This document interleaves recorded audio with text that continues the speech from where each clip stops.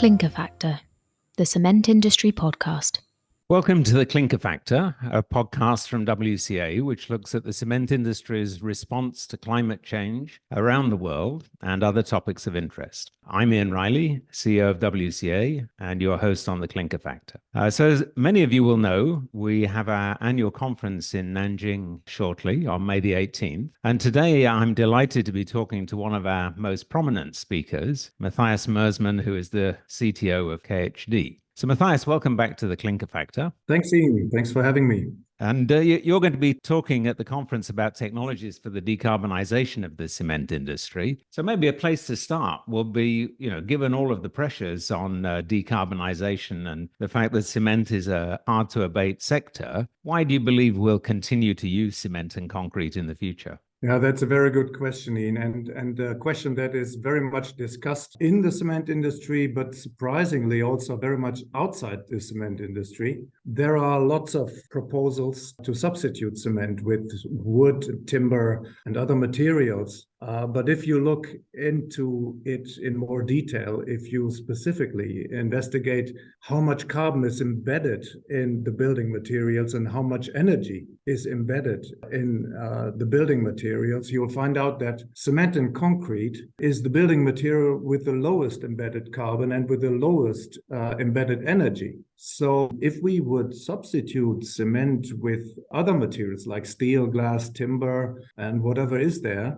we will not reduce the carbon footprint of the building industry, besides from the fact that there will hardly be enough material to substitute cement and concrete. We'll have to keep in mind that cement and concrete is the most used product on earth, and we simply wouldn't have enough wood and timber and not steel and not glass to do all that substitution. So one thing is very clear, and I think a cool and reflected look at the facts will show very clearly that cement will be the building material of the future. We cannot substitute it with any better material. So I think from the standpoint of just the quantities involved, then it's clear that it would be very difficult to substitute with anything else. But I think many people would be surprised by what you were saying on the carbon footprint of timber. So normally people think, okay, cubic meter of timber is storing quite a lot of carbon. Where is the carbon footprint coming from?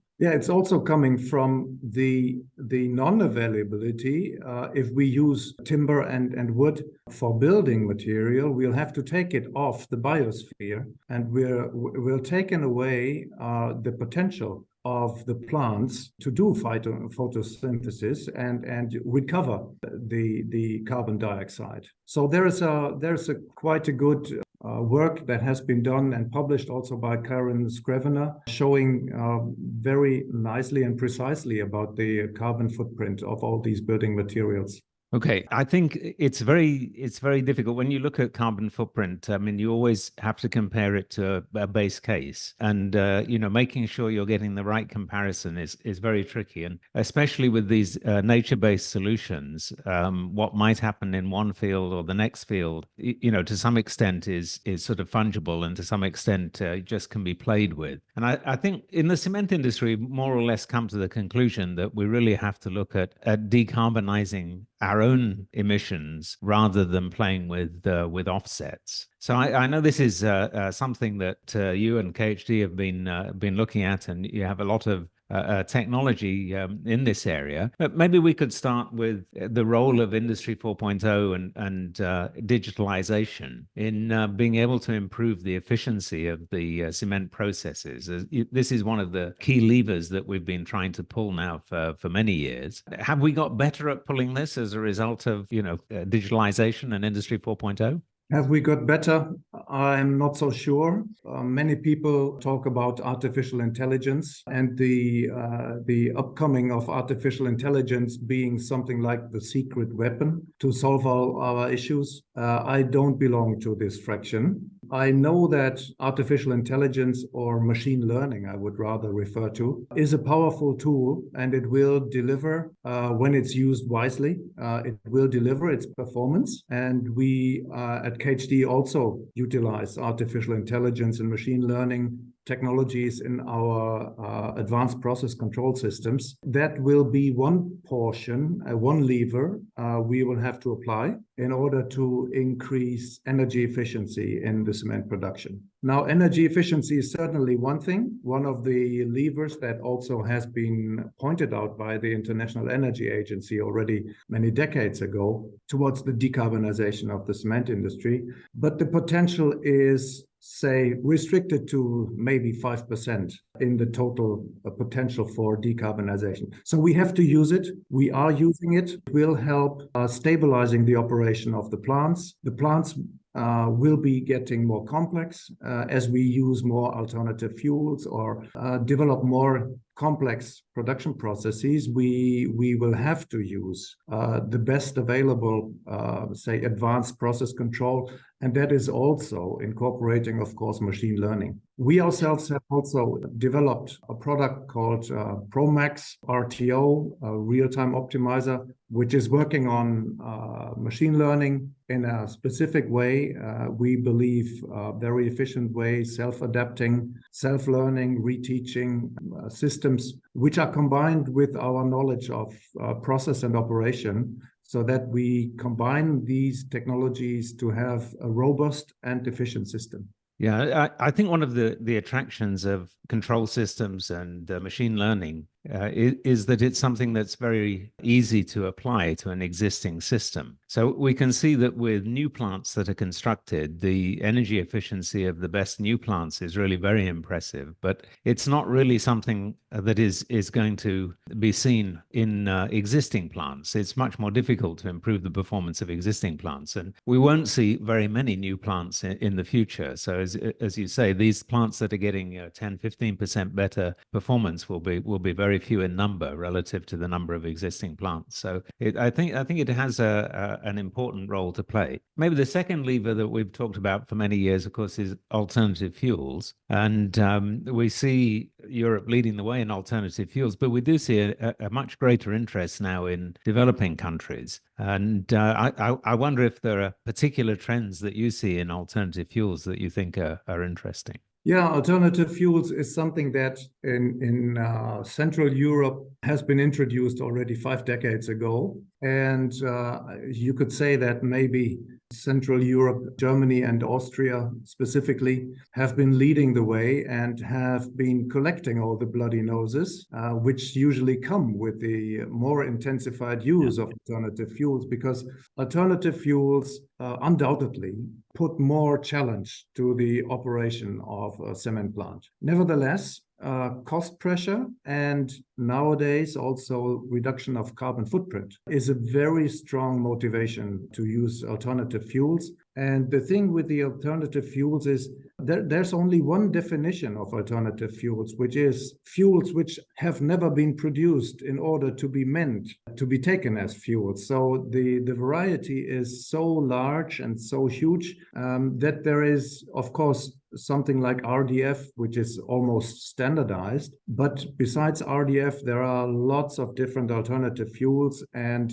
the process and the machine and the plant needs to be adapted for this use. And not only on the plant side, the necessary precautions have to be taken. You also can only apply this in an environment, in an ecosystem that is prepared for it. It starts with collection of wastes. It starts with availability of waste. It goes on with pre-processing of waste. So this surges like a wave through the world into countries which are threshold countries, which find out that waste is a problem, a socio-economic problem. So they start initializing collecting systems and everything that is necessary to finally get the waste to a cement plant. So that is taking place now very intensely in Southeast Asia, in China, starts in India, maybe starting in the US also someday. So we see this as a global trend, and it is a very heavy-weighted lever on our road towards decarbonization. I think we'll be using more and more difficult fuels as time goes on. That is absolutely true. That has been an experience we made in Europe. The worst of the waste material that is left over and cannot be recycled, cannot be taken in any other industry, will land in the cement industry. And that means the material gets coarser, the material gets more humid, and the material gets more heterogeneous. And for that reason, it is mandatory for our understanding as KHD that we will supply a solution that is most flexible, which allows to switch between different secondary fuels, because you make that investment in your plant and you want to be sure that 5 years down the line, you get a different secondary fuel. You would still want to use it. So we have developed what we call the pyro-rotor system, which is a very flexible external reactor attached to the calciner, which can take huge size, 30 by 30 centimeter, for example, a material which does not need much pre-processing, because in the pre-processing, there's the money. And if you don't need to prepare your waste to very small particles, you can save a lot of money. And that is exactly what the pyro-rotor is good for. Yeah, I think in particular in China, we saw that the municipal solid waste still had the kitchen waste in there. So exactly as you say, it's very wet and large. So and unless you have a calciner with a very long residence time, then it needs some sort of pre-processing. It's not even only the residence time. If you think of these very humid kitchen waste eddies, as we say, and you think of them to be dropping into your calciner in what we call the direct calciner firing, then these particles are very likely to drop down all the way into the kiln inlet. On their way down, they will probably take some meal with them. And in the end, your complete pyro process is disturbed. Your kiln goes up and down. You will have to shut down the kiln and clean your inlet chamber. So lots of problems. If you don't handle it right, you will create lots of problems. And this is the experience I refer to that has been made in the European cement industry. We have meanwhile understood how to deal with complicated secondary waste. And the biggest problem is that these bigger particles are not suspended in the gas flow in the calciner. They drop down. So what we do with the pyro-rotor, we extract this complicated ignition and burnout of these difficult to burn wastes outside of the calciner. We make sure that the calcining process and the sintering process is not suffering from any complicated burnout of complicated fuel. Yeah, so this comes back to maintaining very good process control as being fundamental in terms of energy efficiency and so on. Absolutely, absolutely. So just thinking about the traditional levers, the third of the traditional levers we've used to decarbonize is, of course, Clinker Factor. And one of the most popular ways of doing this recently has been the use of calcined clay, and of course popularized in Lausanne with LC3. So I think this is something we start to see really being implemented around the world. Are you seeing a lot of project requests for clay calciners? Absolutely. I could say it's exploding. Even maybe 2 years back, there were only some occasional requests about more, pre-feed level examinations, whether it's possible or not. At this moment, we are receiving requests almost every month on new projects. And that is understandable, because when reducing the clinker in cement, we can, of course, utilize fly ash and slags, which we've been doing for decades already in our grinding plants. But as the steel industry transforms and the fossil power plants will fade out, ashes, fly ashes and slags, they will be available not in sufficient amount to cater for the demand of clinker substitution in cement. The roadmaps of the several associations, they estimate that we'll have to come down to a clinker factor of about 50% in cement, which is if you transfer that into absolute numbers, corresponds to such a huge amount of material that has to be taken to substitute clinker. This cannot be delivered by fly ash and slags. We need a material that is available everywhere at scale. And if we take a look at the Earth crust, we can only see clayish materials to be able to supply efficient and sufficient amount of material. So clay calcination is for sure the future technology which the investments are going into.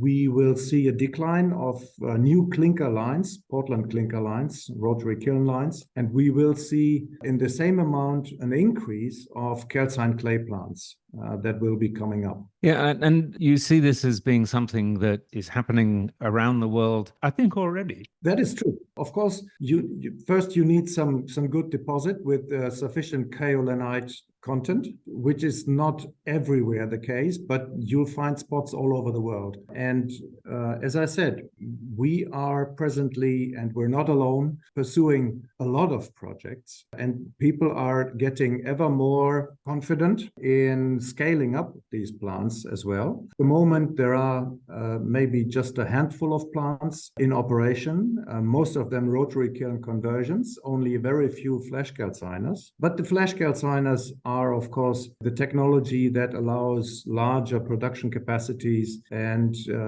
we at KHD, we seriously have no issue with building clay calciner plants in the production region of cement plants, because once you put it into that flash calciner, you have almost exactly the same process as we have in Portland cement clinker plants, and we can handle that. Yeah, and I think that, as you say, it's taken time for the interest in calcined clay to take off. And this is it's partly people becoming more comfortable with the solution. I think partly also getting control of suitable deposits that they can actually put into production. Yeah, deposit is what you need. What you also need is, of course, the ability to market your product in terms of norms and standards. For my personal view, this is a major problem. Technology-wise, I'm pretty sure we can supply the right technology to produce a good binder, but our clients, of course, need to be able to market their product. And I think there are still some regions in the world which need to adapt their norms and standards. And specifically also, everybody is talking about a deficiency in the present setup, that norms and standards are always defined by the recipe formulation and not by the performance of the binder. That is also something that is providing a problem for our customers. Yes, I mean, I think this is it's not an LC3 only problem. You can see many new approaches which are limited by current standards. And we do generally see an interest to move towards performance-based standards and away from the constituent-based requirements. Yeah, I think this is a major problem, actually, because time is running out. I mean, we all feel the challenge and the pressure for decarbonization. In the EU, for example, from next year onwards, they will cut the free allocations by 10% every year, meaning that by 2035, there will be no free allocations anymore. That's only 10 years. And if we consider how long it takes to build an industrial plant with permits and everything, we don't have any much time to waste. No, indeed. And talking about time taken, I think probably one of the longest examples in our industry, of course, is carbon capture and storage facilities, partly because you've got the requirement for a relatively complicated infrastructure to take the CO2 away. And you've got a number of parties who are involved. So these coordination always takes a lot of time. And typically we're seeing, I don't know, probably 7 years or something like that from the announcement of projects to their anticipated completion. So, if you were to see a new announcement today, it's probably not going to be in operation until 2030. But, nonetheless, without CCUS, we don't know how to decarbonize cement. So one way or another, I think it will play a big role. And I guess one of the questions that is still perhaps not completely resolved is what's the right approach to CCUS. So traditionally we've had an amine process, and more recently there's been a growing interest in oxyfuel. So where do you and KHD stand on that? How do you assess the alternative pros and cons? First of all, I think there was one important statement you made, which I agree to. We at KHD, we see the decarbonization path forward happening in two phases. The first phase is reduction of carbon footprint by the means we have been discussing: clinker substitution, fuel substitution, energy efficiency. That will bring us to some residual CO2 per ton of clinker produced in the range of people are discussing, maybe something between 400 and 500 kilograms per ton of clinker. So the rest we have to capture. There is no way around. People don't like it, but because it's expensive, it's complicated. Investments into that technology are so far only restricted to projects where there is funding.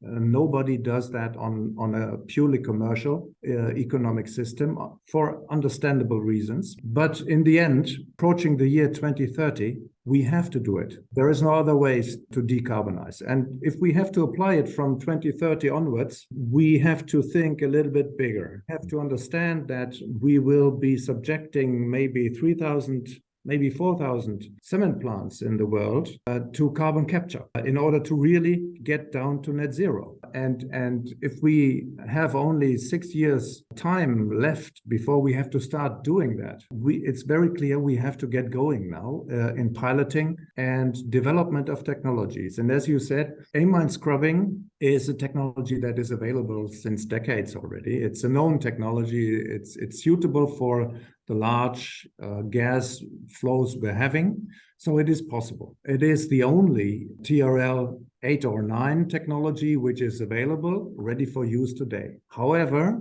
the regeneration of the solvent consumes just about as much energy as the production of Portland cement clinker. So we talk about, according to different technologies, something ranging between 2,400 and 3,000 kilojoule per kilogram captured CO2. So that is massive. And what we have to keep in mind, if we use that process, we would have to generate additional steam for the recovery, which will generate another CO2 emission if we run this process by fossil fuel. So we need to decarbonize that as well. It is easy to see that I don't believe that simple amine scrubbing technology it will be the future. It will be there. It will be serving as bridge technology, I guess, to give us enough time to develop different, maybe more efficient technologies. One of those contenders is oxyfuel. Oxyfuel concentrates CO2. You still need a capture behind that, but the capture can be much more efficient and less costly because you are working on a,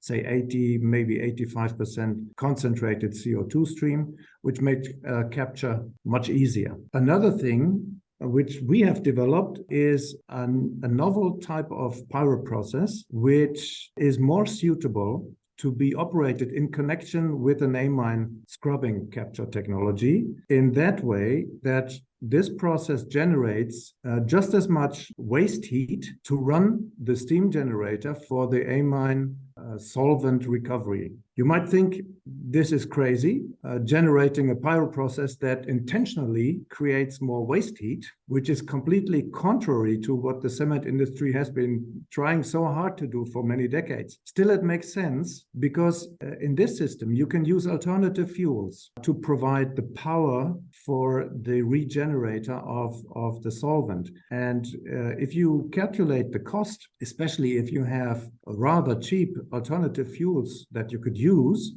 you can easily reduce the operating costs for such a combined pyro process plus amine scrubbing plant 10% or even more, depending on the fuel cost for your secondary fuels. Okay, well, that's very interesting. And I think an illustration of the fact that we're still in this stage where we don't have a mature solution and different people are trying different things. I guess in the next few years, we'll see which ones work the best. Absolutely. There's such a lot of dynamics going on. Everybody is of course trying to develop a solution that is more efficient and better applicable. And I'm pretty sure we will find something. The complicated thing is that time is running out. We'll have to get going in piloting huge industrial sized plants. And for engineers, it's a very exciting time. For investors, of course, this is very tricky. If we don't think about the big companies, but maybe the small companies, maybe family-owned businesses with only one kiln plant, they cannot afford to make an investment into the wrong technology. So I understand that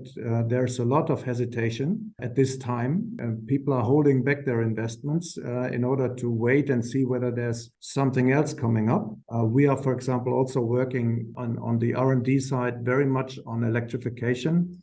If we find a way to electrify these processes, which is both the calcination and maybe in the future also sintering, we would be able to produce an almost pure CO2 stream, which doesn't need much purification and cleaning, gas cleaning, which will again reduce the cost sufficiently for the carbon capture. But honestly speaking, all these electrification technologies, they are at TRL 3, maximum 4. If there's somebody at TRL 5, it's already much developed and you don't get any bank to finance such a project at TRL 5. Yes, so exciting times for engineers. That always sounds good to me. So, Matthias, thank you so much for talking to me today. And I'm looking forward to seeing your presentation and hearing you speak at the conference. We'll have other speakers, I think, who'll cover particular topics that we've touched on today.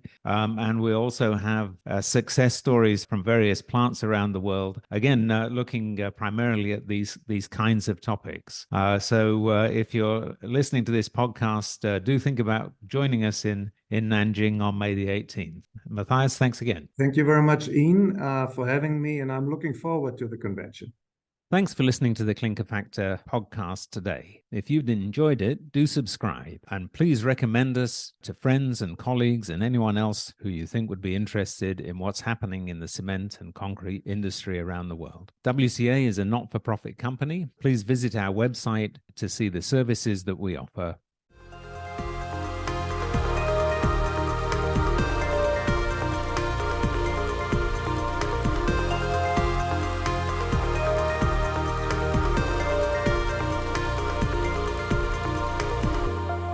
Clinker Factor, the Cement Industry Podcast.